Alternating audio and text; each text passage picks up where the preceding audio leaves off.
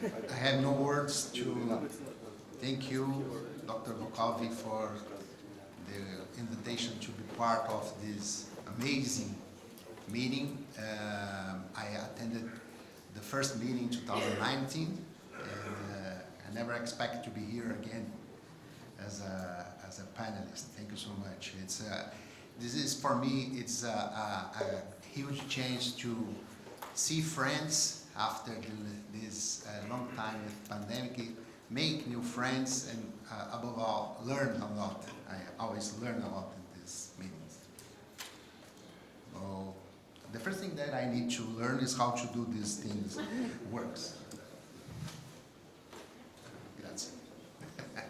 So, as I told you, I learned a little more. So, my name is Erivelto Volpi. I'm a head and neck surgeon from Brazil.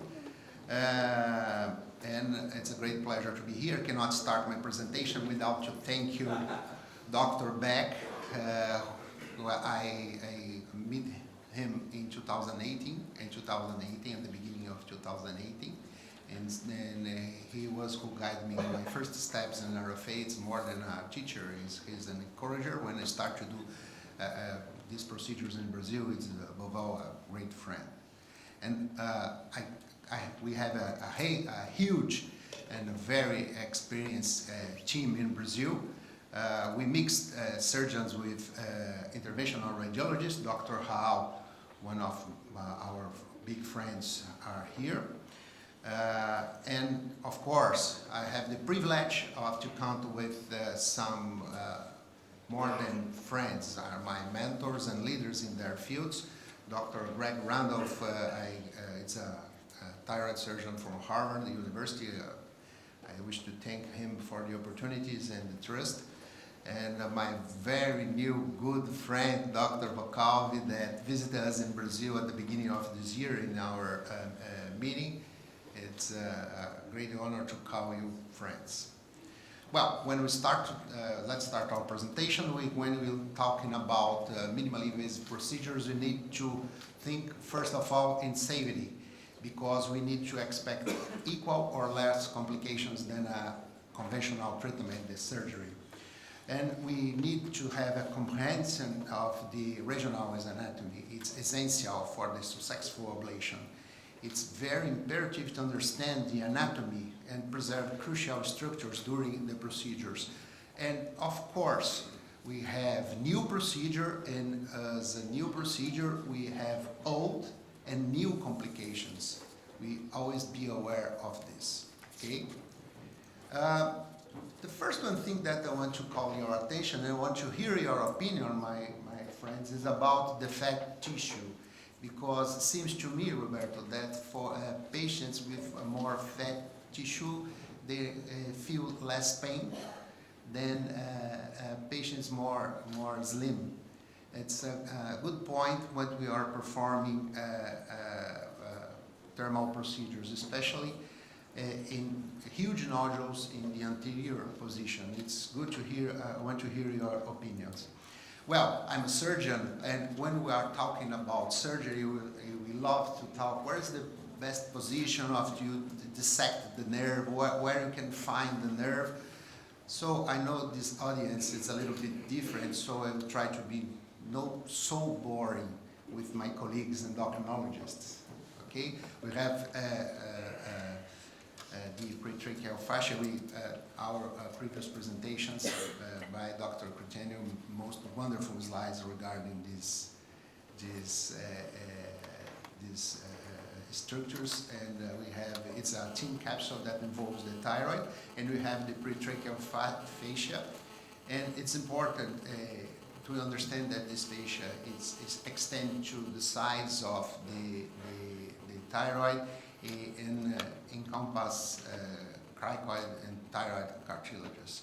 And this pretracheal fascia, it's important because we need to understand this area. We can do our local anesthesia, because in this part are the sensory nerves.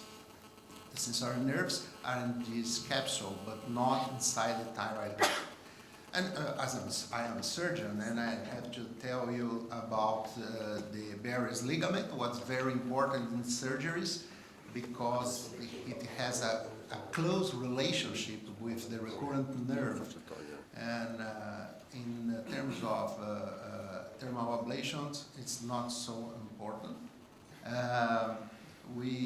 It's important to understand this ligament. It's a part of the brachial fascia. And let's talk specifically about the thyroid lobes. The thyroid lobes, it's situated in a medial bed and very close to the trachea, esophagus, and tracheoesophageal groove, where we have many important structures. And the thyroid lobes is bordered by the carotid sheath and covered by the straps muscles. It's important. It's why RFA thermal ablations for thyroid glands is so different for other structures like liver and other structures. That's why thyroid ablation spend more time to be done, and it's done for different specialists. Well, this is the usual anatomy. My colleague already talked about this, but when we think about RFA, usually we are treating huge nodules, and the anatomy changes. So we think that usually we will not face regular anatomy of the thyroid. The structure surrounding the thyroid will change their positions. And one of the things that we need to think about is the possibility of the Zucker-Kendall tubercle. And sometimes we can be aware of this structure because we can confound it with a nodule. It's important to be aware of this process of the thyroid lobes.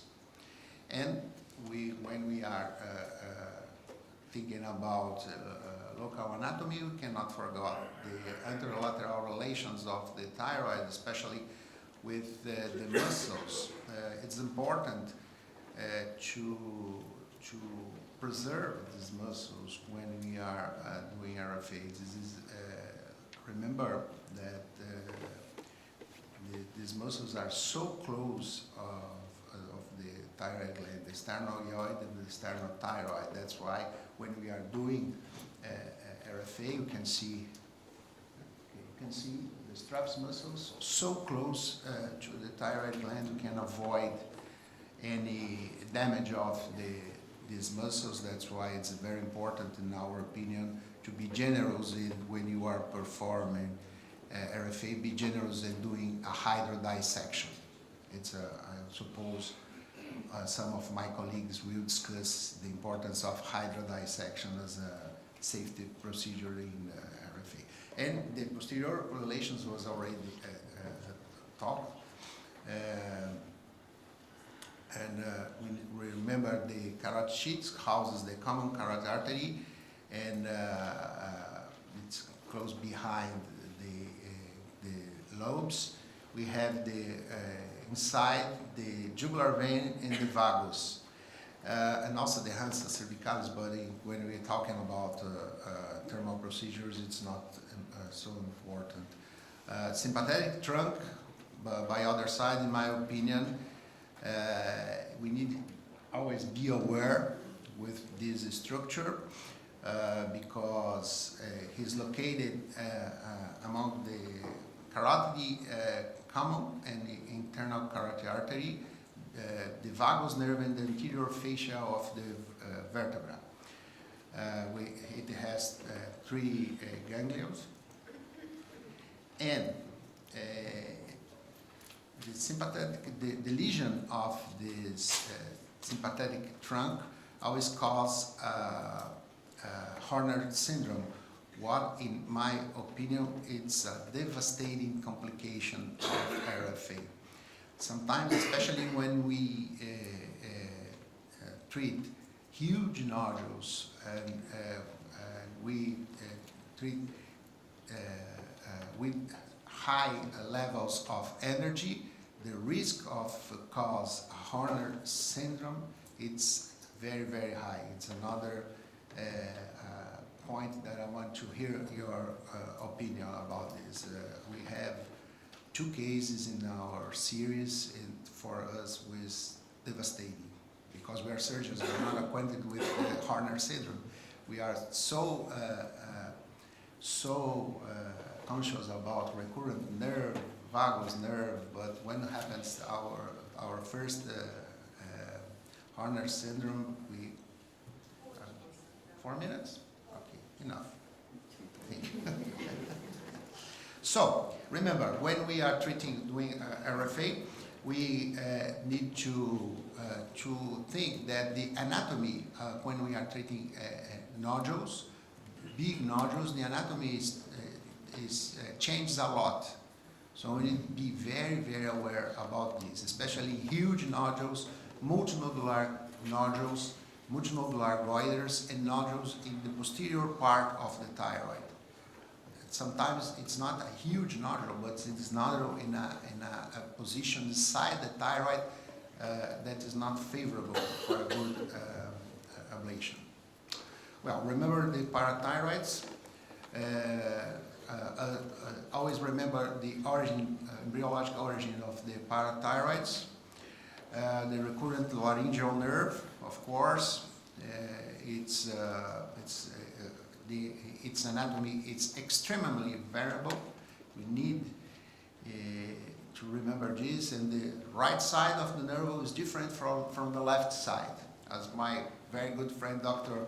Randolph always said to us, remember the differences.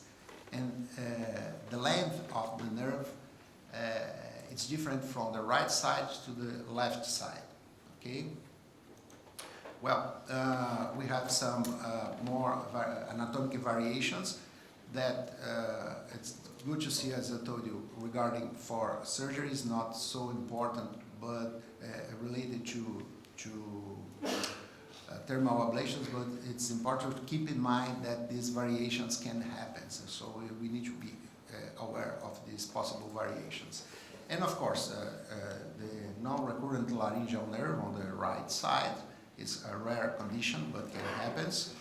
The external branch of the superior laryngeal nerve, that when you have a nodule in the upper pole, you can be aware of this nerve because you can damage. Usually, they say it's important for singers, but when you treat a mom with 3 little children and you do a damage of the nerve and she cannot raise her voice to talk with these children, it's also a big problem. So we have another variations regarding the recurrent the vagus nerve. It's already told. The importance of the parathyroid glands. The location is very variable. It's important when we are treating parathyroid adenomas. The vascularization of the thyroid, it's very also important, was already told. And of course, we need to think about the lymphatic drainage, especially when we are treating neck metastases. We will have a wonderful presentation tomorrow about this. So, I want to let you these messages. Thermal ablation is a new tool and can lead new complications. We should be aware of it and understand the reasons and mechanisms of these lesions. And we have keep our anatomical and embryological knowledge of the thyroid and parathyroid glands is essential for a better outcome. Understand the relationships of the thyroid and parathyroid glands with the structures significantly minimize the chance of complications. Thank you so much for your attention. Thank you for your interesting presentation. Thank you. Is there any question? But I don't know where is the mic. So you raised 2 questions, Erivelto. My name is, everybody knows that, but I should state my name, Valcavi, Reggio Emilia, endocrinologist, interventional endocrinologist. As regards subcutaneous fat effectively protects the subcutaneous layers, and you will almost never get a skin burn in a fatty man or a fatty woman.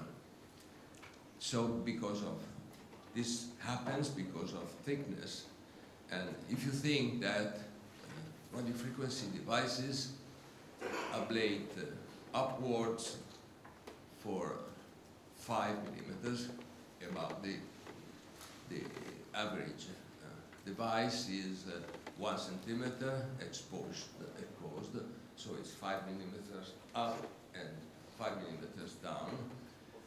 It may occur. You must be careful with skinny patients, not only about pain, because pain could be prevented by good local anesthesia and sedation according to our protocol. But the problem could be in skinny persons, subcutaneous and cutaneous burn. So the thickness of superficial layers is very important to prevent. Evaluate, my advice is evaluate the thickness of subcutaneous layer, because if you have patients, skinny patients, then the risk to produce a cutaneous burn is high, from below to upper layers. And the second question was about Horner's syndrome. Horner's syndrome is really, I share your vision, is really devastating. So it should never happen. It happens when you ablate upper pole nodules, so in the upper part of the thyroid. And it cannot be really prevented by hydrodissection. My advice is use low power when you go up, when you do upper ablations. Not always is visible the cervical ganglion, not always is really visible. But another advice is find the superior and the middle cervical ganglion before doing any ablation when patients have upper part of the lobe thyroid nodules. Grazie. Good morning. I am Hussam Ghazi from Egypt. I'm an endocrinologist. I have two questions. The first question is about the position of recurrent laryngeal nerve after thyroidectomy. Is it changed to the normal recurrent laryngeal nerve or not? Sometimes some patients have recurrent thyroid nodules after thyroidectomy. So I'd like to ask about the position of recurrent laryngeal nerve. The second question, from my point of view, most of complications, hoarseness of voice, is appear on the right side. I don't know why. Is it only due to the anatomy, or is it different than the dangerous area or not? So why, or how to avoid, especially on the right side, how to avoid injury of the recurrent laryngeal nerve? Any changes inside the thyroid position or not? And the position of recurrent laryngeal nerve after thyroidectomy? Well, regarding our first question, you asked me about the importance of If the position of the recurrent change yes. After thyroidectomy. Usually the position not change after the thyroidectomy. It remains the same position. It's hard to, it's not common to change. But for the position of the nerve of the right side, as it's cross in from lateral to medial position, it could be a little more at risk than the left side, because on the left side the nerve crosses more parallel on the esophagotracheal groove. So in theory is more protected than the right side. But that's why it's always important to do hydrodissection in the posterior region. Your second question was? This is the second question, yes. Yes. Okay, thank you. Thank you. Hi, Stephen Hodak from New York. Erivelto, excellent presentation. I wanted to make just a comment about neurologic injury during thermal ablation methods, Horner syndrome with a ganglia injury, recurrent nerve injury. There's been very nice literature that's been published by Dr. Beck and I think by Dr. Al-Jamal, who will be here at the meeting later, about using ice-cold dextrose to rescue these patients when the injury recurs during the procedure. So I would encourage people who are doing this procedure to be familiar with that literature. If you have the occasion that you have a nerve injury that happens acutely, you could often very quickly reverse that injury and really decrease the length of time for recovery, and in at least one published case, dramatically reverse the effects of Horner syndrome with the injection of an adequate amount of ice-cold saline to cool the nerve that has been injured. So it's important to be aware of that. Yes, it's very important. Of course, this presentation is not regarding complications, but that's a reason because we never keep the patient with a deep sedation, usually by local anesthesia or light sedation, or to do a short diagnosis. Hey, Erivelto, thanks so much. You look great in that Red Sox hat. So Greg Randolph from Boston. I just want to say the question about the nerve, I think you have to be very careful about the position of the nerve after thyroidectomy. It depends on what was left, and that's very variable. Sometimes a normal portion of the thyroid with the nerve deep to it is left, but sometimes the deepest, most portion of the thyroid that the surgeon doesn't want to deal with can be left, and that can regrow and excavate the nerve to make the nerve ventral, a position opposite its normal position. So you have to be very careful about making assumptions as to where the nerve is. Also, I think Dr. Hodak's suggestion about ice-cold saline is important, but keep in mind in animal studies, cold temperature is just as harmful for nerve function as hot temperature. So to cool the region of the nerve that has been heated by RFA would be reasonable, but if you instill ice-cold saline right on a nerve, that itself can cause nerve dysfunction.